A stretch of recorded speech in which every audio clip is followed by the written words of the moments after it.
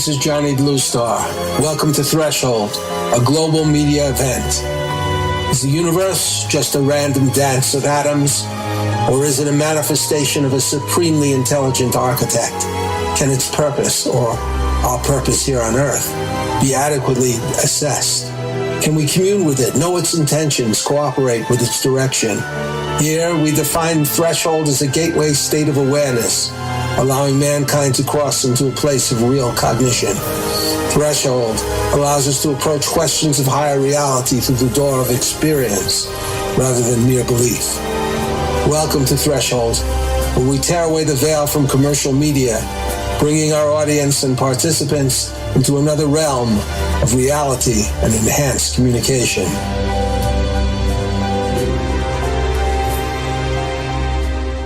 Hey, this is Johnny Bluestar. Welcome back to Threshold Radio, broadcast from the Waywalker studio at Vegas All Net Radio, or VANR. Our program today is called Tremors on Wall Street. Can we save the U.S. economy? I think that's a great title. I sometimes feel these little earthquakes, these little tremors all the time, since I kind of follow the stock market in a slight way. Today, we are going to focus on Wall Street itself and its place in the U.S. economy. To this end, we're going to concentrate a bit on Ken Eade and Gordon L. Eade's new book called Terror on Wall Street. Gordon L. Eade was Ken's father and has recently passed away. While his father, Gordon, was still living, Ken began work on a largely nonfiction novel, and at his request, turned it into a book of metafiction, a combination of nonfiction and suspense adventure story. Ken joins us in this discussion with Sarah Westall, a talk show host on a provocative and important program called Business Game Changers on the Conscious Business Network. She is an experienced technologist in computer science and internet infrastructures, as well as a consultant in entrepreneurial-oriented businesses. Her special interest is disruptive paradigms in business and technology that transform the world. Ken is an attorney, environmental and human rights activist, whose main avenue, career-wise, is working on several series of political and legal thrillers which focus on important social problems in America and the world. Terror on Wall Street, his book, seems particularly applicable now as the stock market's strange volatility is something that really can't be ignored. Good morning, Ken. Good morning, Johnny. Good morning, Sarah. Good morning. And good morning, everybody. Ken, your book begins with a quote from no less a distinguished paradigm changer than Gene Roddenberry. Quote, "Our society is so fragile, so dependent on the interworking of things to provide us with goods and services that you don't need nuclear warfare to fragment us any more than the Romans needed it to cause their eventual downfall." Sarah, I hardly know a person that doesn't believe or at least fears some kind of impending financial collapse. I think it's fair to say that the U.S. and even the world economy is driven by a certain type of paradigm, one that has evolved in recent years. It involves the Federal Reserve, an array of central banks worldwide, the so-called quantitative easing or massive printing of currency, the regulation of interest rates, the International Monetary Fund, and various trade currencies, etc., etc. This kind of control of the economy started quite some time ago, but has advanced and kind of solidified over the past few decades. Wouldn't you say? How would you describe it in terms of its impactful, disruptive nature? And could it be, as many people think, quite negative and contributing to a potential collapse? Well, I think it could contribute to a collapse, and there's a few reasons for this. I think the powers that be cannot outsmart the market. They don't know how to fix it. They're constantly tinkering in ways that are destructive, and the experts have varying opinions on what to do, which causes conflict. And there's just too much greed in the process. The Federal Reserve is owned by private banks, and their number one constituents are the owners of those banks themselves, not the U.S. people. And politicians, another problem is politicians do not understand economics, and their number one goal is to be reelected and liked by the people. So they make policy to that end. And after going off the gold standard, and this is one of the big reasons as well, after going off the gold standard, the dollar became a fiat currency. And the first few reasons that I described are the reasons why fiat currency will ultimately collapse, because history shows that fiat currencies have always collapsed. They're just inherently unstable because they don't have anything to tie it to create that stability. Could we call this, maybe considering the amount of money that's being created, sort of a hyper fiat currency? Well, it's like all fiat currencies. They become a hyper. That's why they collapse. Is because they become a hyperinflated currency, and then there becomes no value in them once there is that many dollars printed. Right, the danger of hyperinflation. Yes. But still, in all, they are printing an awful lot of money these days without too much inflation so far. Well, that's because they're printing on purpose to, and this is something I was going to talk about as well on the program. They're printing on purpose because there's deflationary pressure right now. We're in a global recession, and so there's huge deflationary pressure. And so they want to, because of our debt and our situation, they have a 2.5% interest goal that they try to maintain every year. And by printing and monetary easing, they have pretty much maintained that inflationary goal. Although in some sectors of our economy, it's been way higher inflation than that, and other things have deflated, as we all know. The stock market, another thing that they did is, everybody lost their portfolios, and by doing this monetary easing and creating an inflationary pressure, it caused the stock market to go up. So people feel their portfolios are back to normal, which they aren't. Well, Ken, Yeah. we've been speaking in broad generalities to introduce the problem, but could you describe the early setting of your book, which take us into the midst of a bloody terrorist attack, throwing American society into a complex, chaotic, and dangerous panic? Several of your characters, Snooky, a brilliant but rather detached woman, perhaps slightly out of touch with reality, and Ike Pendleton, a researcher specializing in neuroscience, are trying to get to Washington from Chicago, facing the reality of trying to survive in this rapidly deteriorating environment. Could you describe the scenes depicting this disaster in your novel? Sure. In Terror on Wall Street, a terrorist attack on retail market chains causes a panic in the market as well as a run on the banks. And the attack is focused on the retail food supply, which is very delicate and volatile system because it depends on the prompt payment of invoices. I wanted to show how in this type of a collapse, how difficult simple things that we take for granted, like going to the grocery store, getting gas, and in this case, getting from point A to point B, Washington from Chicago, is a pretty easy thing. We could jump on a plane, we could jump in a car, but I wanted to show how difficult these simple things we take for granted would be if we're placed in this type of situation. Forgetting for a moment the actual terrorist event, which in your book initiates the crisis, how do you think a financial collapse without that component could affect America? Would it have the same things exactly in your novel, the gas shortages, the bank problems, the looting, or would it really mirror these scenes, do you think? Well, I think a true financial crisis, like the type that was averted in 2008, if it would have played its way out, would be actually worse than a series of terrorist attacks. And these are the type of things that we can expect to happen. People feel safe if their money is guaranteed by the government, but with a massive bank failure, where's that money going to come from to pay back all those FDIC guarantees? It's just not going to happen. The Federal Reserve, as Sarah mentioned before, has been pretty good at creating inflationary trends to minimize the national debt. That makes it easier for them to collect more money in taxes, and it actually makes them able to pay less debt back. But in a true collapse, it wouldn't be able to collect enough tax money to pay those debts. So I think the terror we'd actually see is worse than if we were attacked by terrorists. So I'm going to ask you both. Do you think imminently there's an economic doomsday ahead of us, a stock market crash, a currency collapse, hyperinflation, anything that could radically change our lifestyle in that direction? Sarah?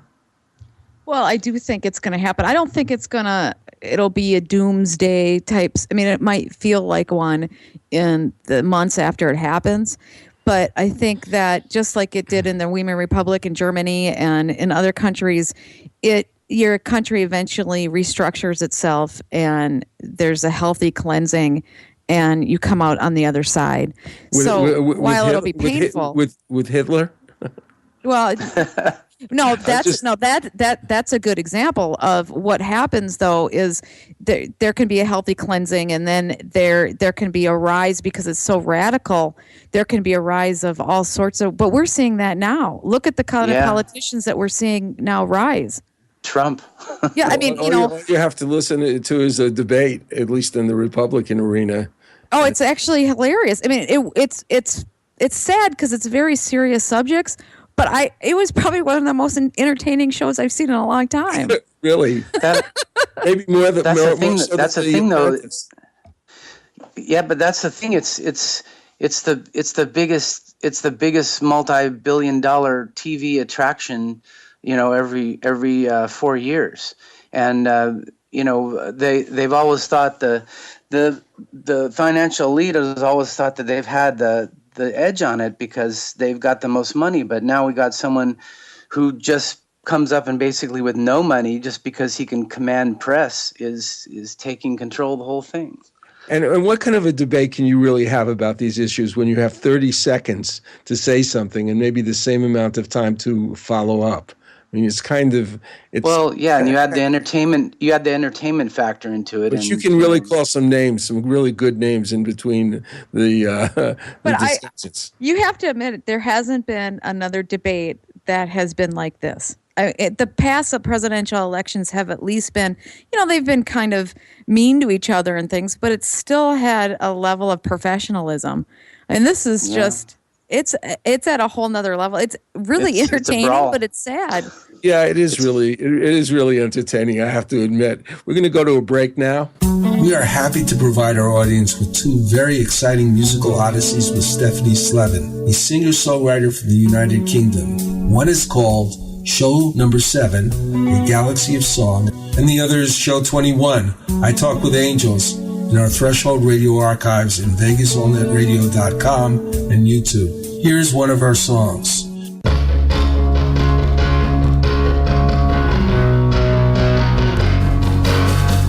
people say I'm lying and my words are all untrue, but they're not the type of people that live like me and you.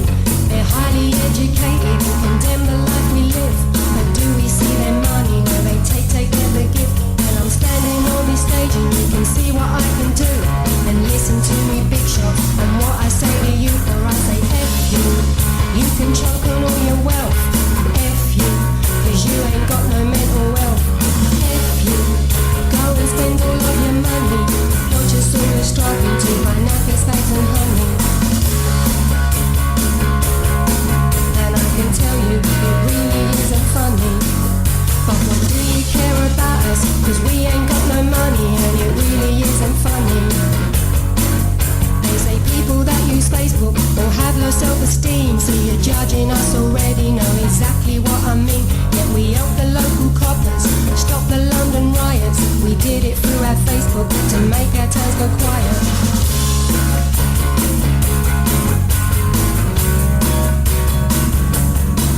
You should be proud that we are standing here and thanking us today for the coppers thanked us on the telly. This is what they had to say. Thank you all on Facebook, you did our country proud. You were like a little army standing firmly on the ground, and we say big shots. Where were you that day? Sitting in the country on your little bales of hay, sipping tea from baking clubs, biscuits by your side. But don't worry, cause we sorted it, we did not run and hide. And I'll say big shots. You can choke on all your wealth, F you, cause you ain't got no mental wealth.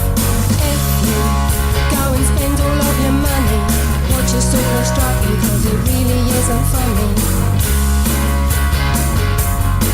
And you can slag me off in papers, exaggerate your lies, but it really does not bother me, it comes as no surprise. Took me ages to be standing here and sing to you today, but I did it with no money, so I'm finally on my way. And I say big shot, you can and choke on all your wealth. F you, 'cause you ain't got no mental wealth. F you, go and spend all of your money. Watch us all struggling, 'cause it really isn't funny. Stephanie Slevin, a UK songwriter that we are presenting many of her songs here, and that'll give you a feeling of what can happen if there is a collapse. Those were the London riots, but I think it is somewhat applicable. Ken, I want to begin, we're going to be talking about everything, but right now, why don't you tell us how and why you helped your father with this book and why Gordon Eade would want to write a book like this in the first place? Well, my dad, Gordon Eade, was what I would like to call a financial wizard. He was pretty much the opposite of me. I remember him saying he's been a saver all his life and he didn't know how to spend money. I said, "Yeah, Dad, I know. I've been a spender all my life and I don't know how to save money." But he was able to retire before he was 54 years old entirely on his investments. And he weathered all these financial crises and every crash that we've had since the 1970s. And every time I picked up this manuscript that he asked me to work on, I thought I couldn't do it. But as his Alzheimer's disease got worse, I focused on one of the main characters, which is Professor Mason. And I actually gave him early Alzheimer's. And that made me feel like my dad was a character in the book that was helping guide me with the story. It was kind of difficult and different than what I usually do. Very poignant, though. There is a certain thread of certain personal, the personal foibles and characteristics of these characters that makes it very interesting because you were trying to communicate not only the sort of terror of the situation, but actual concrete factual realities and theories about what can be done. Ike and Snooky, who we described as characters in your book, are trying to get to Washington. The purpose of their journey is to connect with a few classmates in a special workshop developed by Professor Harry Mason, who you just mentioned, who's been asked to give a presentation to the Senate Finance Committee. In fact, their workshop was convened with one main purpose: to save the world economy from total collapse. Ken, would you give us an overview of this workshop and how is it structured to actually save the world economy? Sure. Without spoiling the story, Professor Mason has, for his graduate level study course, picked each of the students, handpicked them, each one that participates in the workshop, and each of them has been picked because they have a special talent in economics. One's a specialist in neuroeconomics, studying why the brain makes the decisions that it does. Another is an expert in computerized trading systems. Another one's a stockbroker. And he brings them all together as a team of experts to work on proposed legislation to give to our leaders of our country to try to solve what he feels are our main economic problems. And in the midst of this workshop, we have an actual economic crisis. Well, Sarah, one of the functions of this emerging paradigm that I see is the government-enforced reliance on citizens' retirement being tied to Wall Street. Was it fair to provide pension plans that were based on stock portfolios to workers? Was it right to provide 401k retirement plans based also on stock to people wanting to safeguard their future? Give us an idea of what happened to these type of people, to people who wanted to retire, who wanted a savings in 2008. Well, I think there's well-meaning people that wanted to allow average people to take advantage of the rise in the stock market that does happen. But what that also creates is these pension funds had huge amounts of cash in it. And so the people that, the powers that be in that, we're a capitalist society, and they see that as a golden goose. There's piles of monies, we need to go after that. And so there was a lot of pressure to get those funds to be used for all sorts of purposes. And and we saw the results of, so basically what happened with these piles of money is that there wasn't always ethical usages of them, right? And Right. People just try to make money off what they can. And They don't see the bigger consequences of what they're trying to do. Some people do, and then that's just plain old criminal behavior. Other people just want to make money for themselves, and they just don't understand the bigger consequences. But, one of the main effects of the quantitative easing and the money printing was to substantially rise the market and get their portfolios back to what they were, back in 2008. Not everybody have seen that, their portfolios rise to that level. People got scared and got out of the market and lost everything. But for those that stayed in, the substantial part of their portfolio has been, re-intact. Well, I have another question.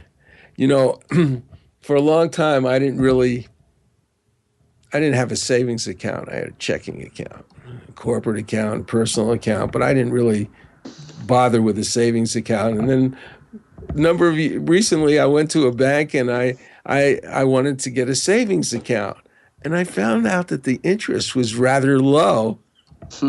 Yeah, it's kind of a joke. What has really happened here? I mean, maybe it was a CD, 3 to 5% interest or something like that. Something that at least had a little meat on the bone. This didn't have any meat at all. It was just a few copper pennies. Why? How did that happen? Well, are you asking me? Yes. Well, I wasn't sure if you wanted to talk to Ken now. Well, I want to talk to Ken, but no, he's great. Basically, banks need to make money, and they think that people put money into their accounts and they don't need to pay them. I mean, they know that people are not using it as investment vehicles. So, plus when the Glass-Steagall Act fell, when it wasn't before that came back, but when they took away the banking regulations, which allowed banks to go into financial investments, what incentive is it to a bank who can also get the people into their financial investment products to allow a savings account to have good interest? All that does is motivate people to keep it in your savings account. They want people out of there and into their financial products. So you're saying this was completely dictated by the greed of banks, and this had nothing to do with how they got money from the Federal Reserve or anything like that? Well, I think the Federal Reserve getting money, I was, from decades ago, it started a while ago where the interest rates on savings accounts have been low. But getting money from the Federal Reserve at such a low interest rate, that pretty much gave banks the ability to get money for free, right? They had investment money for free. It allowed them to make money off the government, off of us. But banks, we have to understand, banks are there to make money. I mean, we're kidding ourselves to think that banks are in the business to do anything else but to make money for themselves and their shareholders. So, Ken, you agree with that this is basically a matter of greed, that they have deprived people from saving in the United States, from saving without the risk of stock portfolios? Well, I agree that it's a matter of capitalism. I agree with Sarah 100%. In fact, if you go into Bank of America and open a new account, while you're opening the new account, they'll send the Merrill Lynch guy over to talk to you. Yeah, well, I understand that. But what I don't understand is why a person isn't able to save money in a relatively safe way anymore.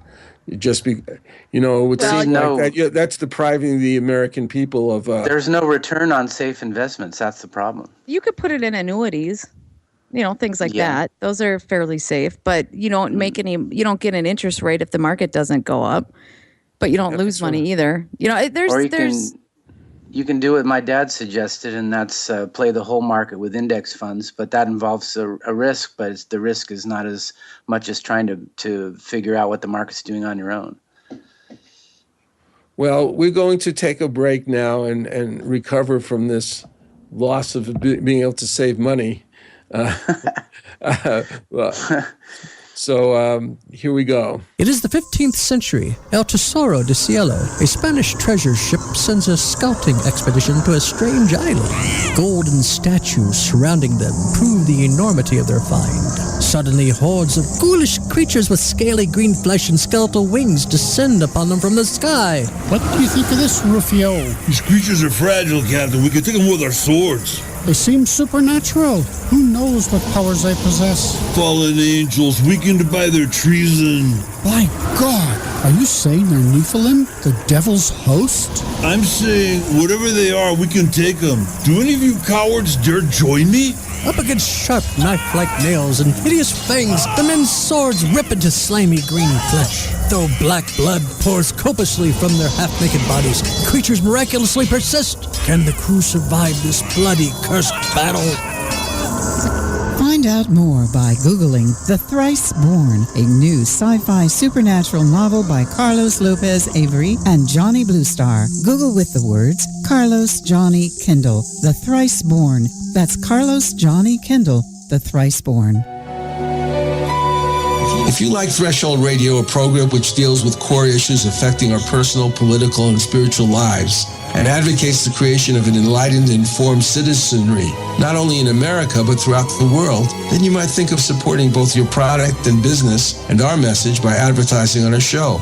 All programs are archived and are supported in various ways, including social media, our outreach being broadcast weekly on VegasAllNetRadio.com, a very advanced internet broadcasting station, but also archived directly on our websites on YouTube and in SoundCloud. We believe in time we will have a very broad outreach. Through New Galaxy Enterprises, our parent company, we can create a wide range of marketing and advertising components to complement your advertising on Threshold Radio and increase your outreach in many creative and exciting ways. If interested, just go to www.thresholdradio.com and fill out a contact form with your interest. That's www.thresholdradio.com. Going back to the sort of general economy, particularly in the past recently, I'm asking this to both of you. So in 2008, what do you think of the financial manipulations and the bailouts? How much validity was there in the, quote, solutions that they had, and how much was just really based on providing unfair advantages to certain big players and taking quite a few big businesses out of the game? Sarah? Well, a financial collapse of a large institution such as Lehman Brothers did and will cause a collapse of the system unless, we really intervene, which is what happened, especially with all the derivative exposures. So, unfortunately, bailing out those big firms is something that we have to do unless we have major structural changes where we break up those big banks. But I do think that they did play games and allowed certain members to fail and others not, because they're all competitors. We had the irrational ego game in the middle of that whole collapse, and then they got scared because they realized what they did, and then they had to save the system. That's what I think happened. How about you, Ken? I agree. I mean, I think what's happened is these banks have gotten too big, and if we lose one of them, it's going to be a domino effect, and we're going to lose all of them. This whole system's going to go down. Whereas if they had not been allowed to become so big, if you have a bank failure here or a bank failure there, it would be something that's isolated and easier to handle. But I absolutely agree with her. I think that there's one candidate, Bernie Sanders, who had said for sure that he would like to break up these big banks. It's not going to happen. Well, okay, I'm not saying it's going to happen. Well, it's an example of the structural changes that need to happen and the courage of the politicians to do it. And I would have to agree with Ken that it won't happen. I think there has to be a major distress before we do it. Another 2008 type collapse where we don't have the ammunition and multiple banks are going to collapse, and then we'll be forced to do it because the banks have too much power. They're the ones running our world. Well, here's a controversial question, Ken.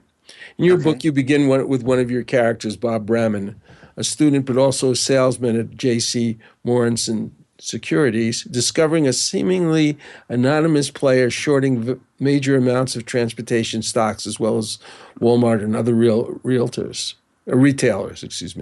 Later in the day, as previously mentioned, you describe how terrorist attacks on Walmart supercenters, key areas throughout the country, take place.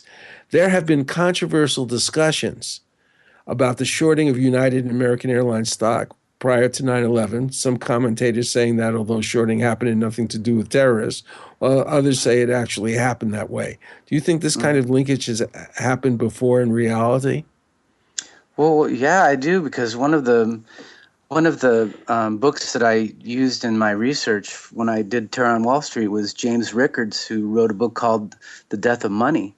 And in The Death of Money, he describes that a friend of his who's an expert said, "Oh, yeah, it was the biggest case of insider trading that I've ever seen in my life." And, the people in the terrorist organizations were profiting from the terrorist attacks. And that was a reason why the government looked into forming a task force, which James Rickards was a part of, to work on a program to make a system to where we could see this coming and try to deal with it. Unfortunately, the government sacked the program, but Rickards was envisioning a hedge fund where terrorist groups would slowly and carefully make their investments for this very purpose, and this could contribute or actually cause a stock market crash of epidemic proportions. So I absolutely do believe in it. You know, Harry's specialty, Harry Mason, in your book, was called modern portfolio theory.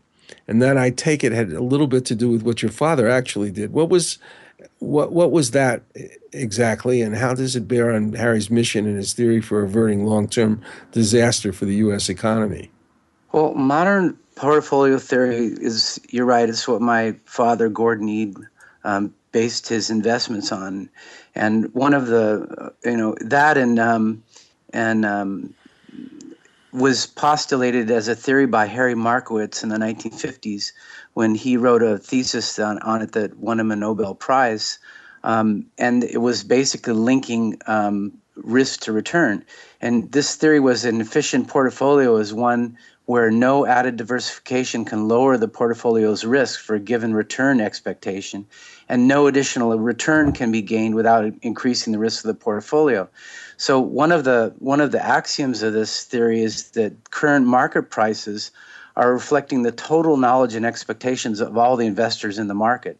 And no one investor can consistently know more than the market does collectively. So my father's theory was to invest in index funds, because the idea is that the best way to beat the market is to invest in the entire market without trying to figure out what particular part of the market is gonna rally and what's not. And he wanted to choose those indices very carefully, right? Because there are but there's a lot of them. But the point is that these index funds are spreading risk over a large amount of securities, as opposed to mutual funds, which have different people picking what stocks that they want to go with. So he was always a consistent investor with Vanguard. Basically, that's what he pitches. Sarah, in Ken's book, Terror on Wall Street, there's a lot of skepticism about the way the public is informed and advised by professional brokers as to how to handle their portfolios. Do you think in general the public is being ripped off? Is Wall Street basically unbeatable without very special knowledge? Well, I think that's absolutely true. Well, we got to think of what a broker is, right? They're not very educated on the market. I don't think they fundamentally understand. The majority of them. There might be a few here and there that are whizzes and they get it, but in general they don't, and their motive is to make money. So being ignorant and wanting to make money is a very dangerous combination, right? And then who their clients are pretty ignorant too.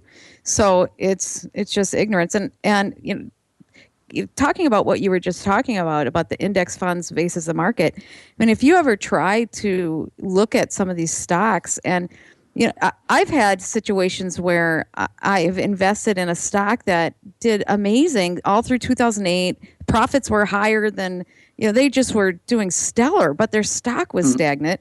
And then other companies who should be bankrupt are just exploding.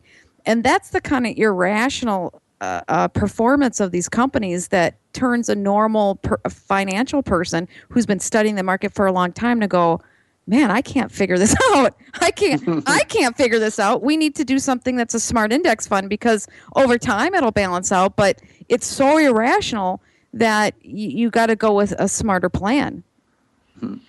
You know, going back to 2008 again, do you both of you, do you feel there was a lot of criminality involved in this? It's often said that not one top executive or serious player was prosecuted. Wasn't there a bunch of fraud involved or mishandling of money? What do you think? Absolutely, there's that going on, and that's one of the reasons why it's so hard as a normal person, unless you're an insider. You know, that's why the index funds are so important, because unless you're an insider, you don't know what games they're playing. You know, gold and silver have been manipulated since the dawn of time. You know, we just know they are, and there's some very, very obvious examples. But let's look at Goldman Sachs, how they manipulated the just the U.S. government to bail themselves out and made it. They had AIG got bailed out so that they could get paid 100% on their derivatives. Right. You know, that how they basically ripped off the American people. Or how about when they dumped toxic funds on their clients, unsuspecting customers, knowing that they were just trying to get out of those funds, knowing that those people would be destroyed by them. Yeah, that has to be criminal. So what do you think of the fact that these people weren't seemingly prosecuted at all? Well, I did a big show on it. I did a 2-hour, almost 3-hour show on it, on the lack of prosecutions of executives in Wall Street, and it's awful. That's the crux of some of our issues. The corruption is terrible. That's part of the reason why a collapse is a way of cleansing out the system, right? I mean, it's awful. Well, right now the markets. I'm sorry, Ken. Go ahead. No, I mean, after the 2008 crisis, we had a redistribution of wealth, and basically the losers were the American middle class. But the losers could easily, in a next crash, be the financial elite, because the whole system would be reset, and these people that have been artificially keeping their casino betting the house's money in their own casino going for so many years could be the losers. Well, that would be a nice situation, nice outcome. I don't know. Well, you know, looking at things right now, the market seems very vulnerable. The Fed says something, the price of oil changes, or some official says the oil price may change. There's Japanese central banks approve negative interest rates. There's a slight change in employment or consumer buying in the U.S., and stock markets throughout the world go completely red or start to prosper powerfully for a few days. Are these tremors, guys, indicating perhaps an impending calamity? This volatility? Sarah? Well, I think that it shows that we have a lot of just volatility in general. I mean, we're on the brink of World War III, right? I mean, we have all that buildup in Syria, 250,000 troops. The U.S. and Russia did some kind of truce of peace, but how is that going to work? Because they didn't bring the parties that are actually fighting to do the peace agreement. It's like me and you deciding that those two people over there are going to stop fighting. I don't know if that's really going to work.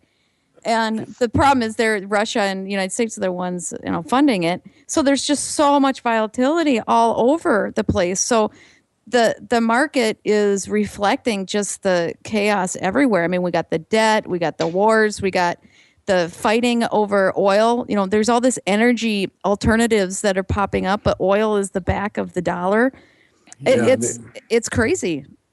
And so, can it cause that? Yeah. Or can it just can the war kind of allow it to prolong longer? It gives us something to focus on and invest our money in and helps the economy, unfortunately. Ken, what do you think of these tremors, this volatility? No, I agree absolutely with Sarah. And I think I think that behind every war the United States gets involved in, or every military conflict they like to call it, there's absolutely a profit motive. And as I exposed in my book to Russia for Love, the whole involvement of the United States in the Ukraine is all about backing our chemical companies for genetically engineered food and backing our oil and gas companies. And they've got actually got people sitting on the board of the biggest gas company in the Ukraine that are the son of Joe Biden and John Kerry's godson. They're just blatantly just, that's wherever you follow the U.S. war machine, you can bet there's money behind it.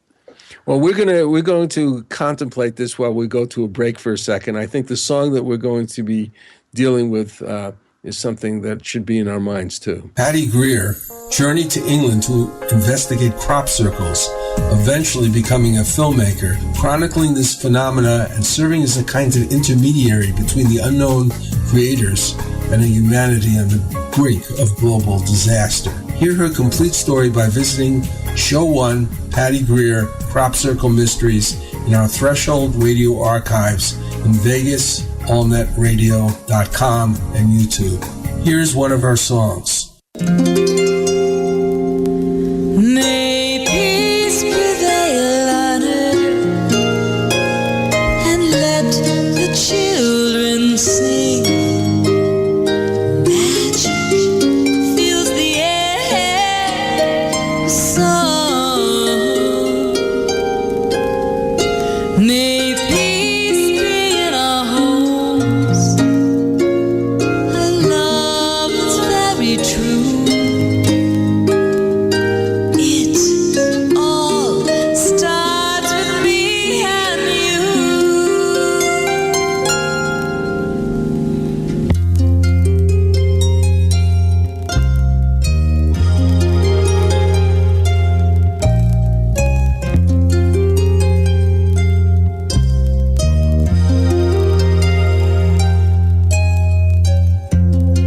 We are children of this earth. We are the mothers of children. Music flows through our veins. It's the blood of harmony. Well, I think that we need a little more of that than perhaps what we have in the stock market and in Syria and everywhere else. In regards to the market itself, here is a very interesting explanation of how markets move, given by your character in Terror on Wall Street, whose name is Bob Bramman. Market prices move on the basis of random events that become known throughout the day. Some of the events may have been anticipated by the market, while other events were not anticipated by the market and appear to be random. It is not at all unusual for the price to fall on a security when a dividend is raised or when a higher dividend was anticipated by the market. It's kind of the volatility that I was speaking of before. I'm focusing on the phrase, move on the basis of random events. Ken, could you explain more about the term random in this context? Explain if the actual response to the random event that affects prices is rationally grounded? Sure. Every trading day, billions of shares are trading. And most of those trades are going to occur on orders of professional traders, managers of pension funds and mutual funds and hedge funds and trusts. But the rest of them are transactions of individual investors who are investing for their own account. And during the trading day, these prices are going to move according to supply and demand of respective parties. And the publication of new developments and news of specific companies is immediately incorporated into stock prices. People really can't play the market. Normal people can't play the market unless they have inside information, because the market's already anticipated and digested and this news, and it's already incorporated into the price of the stock.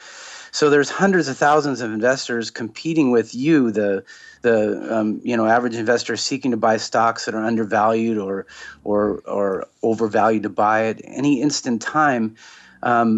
Prices of securities are going to change when some unanticipated event occurs, and investors react to this event. That's why it's virtually impossible to beat the market, because by the time you react to this trend on whatever random event it was, the market's already reacted to it and adjusted the price accordingly.